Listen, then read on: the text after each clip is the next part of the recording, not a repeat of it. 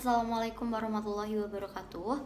Perkenalkan, saya Nabila Narwasita Khairunisa dengan NIM 2107216116668, mata kuliah pembelajaran berbasis lingkungan kelas PP2.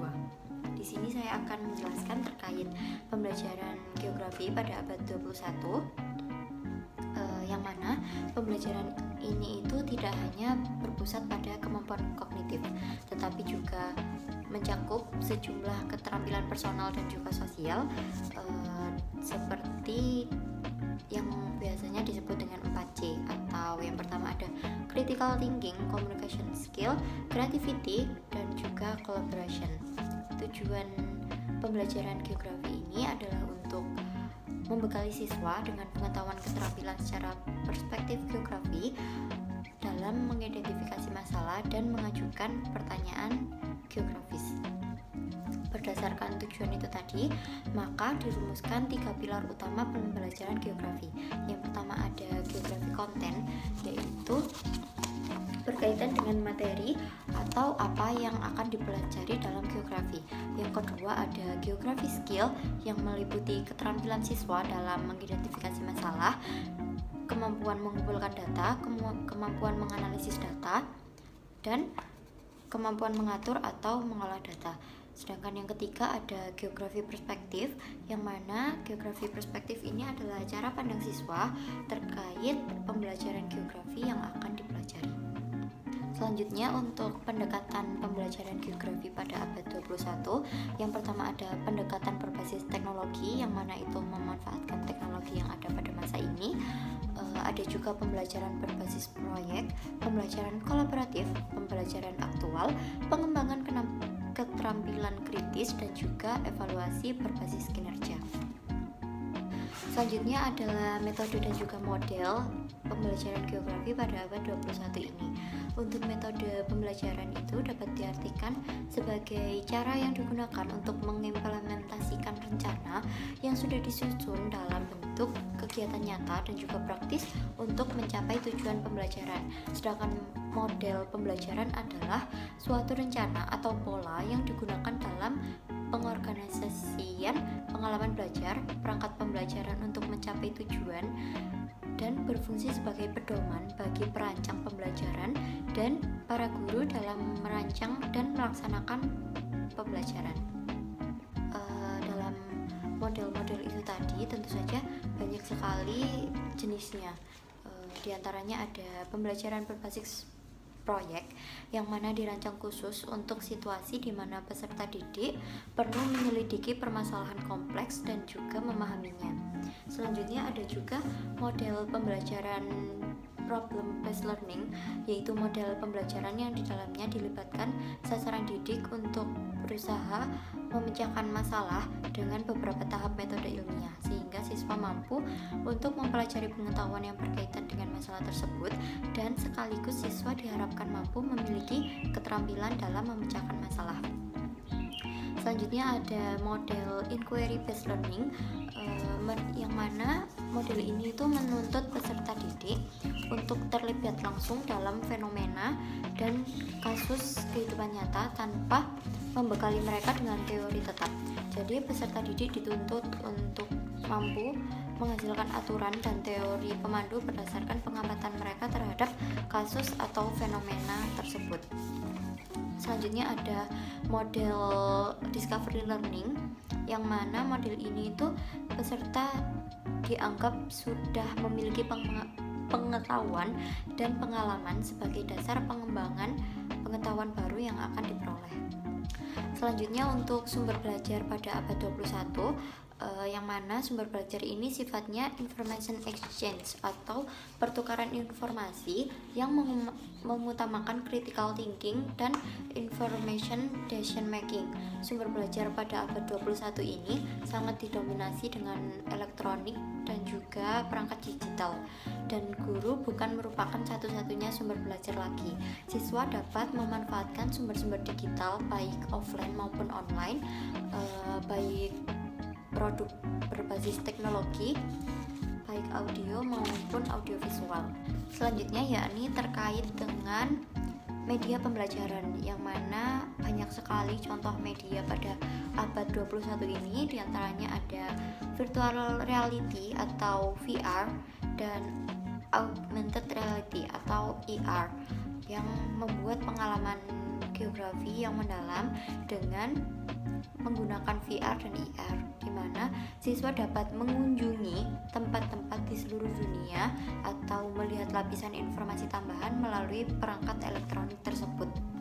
Selanjutnya ada peta online, yang mana memanfaatkan Google Earth maupun Google Maps, yang memungkinkan siswa untuk menjelajahi informasi geografi dengan fitur zoom, pencarian lokasi koordinat, dan lain sebagainya. Selanjutnya terkait penilaian, yang mana penilaian pada abad 21 ini lebih banyak menggunakan dokumen seperti contohnya yaitu Word dan juga spreadsheet untuk merekam data dengan mudah. Penilaian ini menciptakan hubungan antara berbagai jenis data penelitian, misalnya di mana guru dapat dengan mudah membandingkan kemajuan dari tahun ke tahun, kemudian menyediakan cara berbagi nilai dengan sesama guru lain maupun dengan orang tua peserta didik. Selanjutnya yakni konsep geosfer, ekologi, ekosistem, dan juga sistem sosial. Yang pertama geosfer, yang mana geosfer ini merupakan sistem pada bumi yang berupa lapisan tertentu yang membentuk sesuatu, baik itu di dalam maupun di luar bumi. Untuk yang di dalam bumi itu dapat berupa kerak dan juga mantel, sedangkan yang di luar bumi itu berada di permukaan bumi. Untuk ekologi dimaknai sebagai ilmu yang mempelajari organisme dalam tempat hidupnya, atau dengan kata lain mempelajari hubungan timbal balik antara organisme dengan lingkungannya. Selanjutnya untuk ekosistem merupakan kesatuan, yakni sistem yang terdiri dari komunitas dari berbagai jenis organisme hidup dan lingkungan tidak hidup, berupa materi dan juga energi yang saling berhubungan dan berinteraksi. Sedangkan untuk sistem sosial merupakan interaksi antara peran-peran sosial yang ada di masyarakat yang membentuk satu pandangan dalam suatu kelompok sosial yang memiliki nilai sosial dan norma sosial serta memiliki satu tujuan yang sama. Untuk pandangan manusia mengenai lingkungan itu ada banyak sekali, yang mana diantaranya ada antroposentris, biosentrisme, ekosentrisme, lingkunganisme, dan juga kesadaran lingkungan. Untuk kesadaran lingkungan ini semakin majunya perkembangan zaman, banyak orang yang makin sadar akan isu-isu lingkungan dan dampak negatif manusia pada bumi ini. Untuk daya dukung lingkungan hidup adalah suatu konsep yang penting dalam ilmu ekologi dan konservasi, yang mengacu pada kemampuan lingkungan untuk mendukung kehidupan organisme dan mempertahankan fungsi ekosistemnya. Konsep ini berfokus pada kapasitas ekosistem untuk menyediakan sumber daya alam, layanan ekosistem, dan kondisi lingkungan yang dapat diperlukan untuk mendukung keberlanjutan hidup. Selanjutnya yaitu ada faktor-faktor kerusakan lingkungan di desa dan juga di kota. Untuk yang di desa, contoh permasalahannya adalah banyaknya alih fungsi lahan dari hutan alami yang dialihfungsikan menjadi perkebunan, pertanian, maupun pemukiman. Sedangkan di kota, permasalahannya itu terkait pertumbuhan penduduk dan juga urbanisasi, yang mana urbanisasi ini terjadi perpindahan antara masyarakat desa yang berpindah ke kota, biasanya untuk menempuh pendidikan yang lebih tinggi maupun terkait dengan pekerjaan yang lebih memadai. Dan solusi untuk menanggulangi dampak dari kerusakan lingkungan terutama di perkotaan, antara lain yang pertama ada pemerataan fasilitas di kota-kota selain di Pulau Jawa, yang kedua ada pelestarian ruang terbuka hijau, transportasi berkelanjutan, permukiman yang berkelanjutan, program dengan konsep ramah lingkungan, sosialisasi pentingnya menjaga sumber daya air, pemanfaatan ramah lingkungan, dan juga pembangunan infrastruktur berkelanjutan. Selanjutnya yakni terkait kerusakan lingkungan pantai. yang mana kerusakan ini biasanya terjadi karena adanya pencemaran air laut. Hal tersebut terjadi karena adanya pembuangan limbah industri dan domestik ke laut yang dapat mencemari air laut dan juga di sekitar pantai. Kerusakan habitat pantai, pembangunan berlebihan di pantai seperti hotel, restoran, dan juga pelabuhan. Hal tersebut juga dapat merusak habitat alami pantai. Selanjutnya ada juga kerusakan lingkungan di laut, yang mana faktor-faktor utamanya itu meliputi pencemaran laut, pencurian ikan, perubahan iklim, kehilangan habitat, invasi spesies asing, pertambangan bawah laut, dan juga konflik dan kejahatan laut. Kerusakan lingkungan laut ini memiliki banyak dampak negatif yang signifikan terhadap ekosistem laut. Berikut adalah poin-poin mengenai dampak-dampak tersebut. Yang pertama ada penurunan keanekaragaman hayati, krisis perikanan, pencemaran makanan, kehilangan habitat, kenaikan permukaan air laut, kerugian ekonomi, kerugian sosial, dan berdampak juga pada kesehatan manusia. Untuk upaya-upaya yang dapat dilakukan untuk mengatasi atau mencegah permasalahan tersebut, diantaranya yang pertama dapat mengelola perikanan berkelanjutan, perlindungan habitat laut, pengurangan pencemaran laut, pencegahan perubahan iklim, pengelolaan sumber daya mineral bawah laut, pendidikan lingkungan, dan kolaborasi internasional. Selanjutnya yaitu terkait kerusakan di gunung. Faktor-faktor yang membuat kerusakan lingkungan di gunung antara lain ada dua, yaitu faktor alam dan juga faktor dari manusia itu sendiri. Untuk yang faktor alam itu bisa terjadi karena adanya gunung meletus, adanya erosi.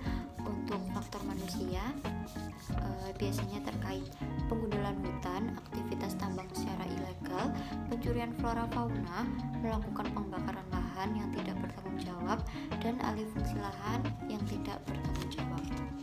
Langkah-langkah yang dapat dilakukan untuk dapat mengurangi kerusakan lingkungan, terutamanya pada gunung, yaitu dengan pemerintah membuat status gunung menjadi cagar alam sehingga lingkungan dapat terjaga oleh pemerintah.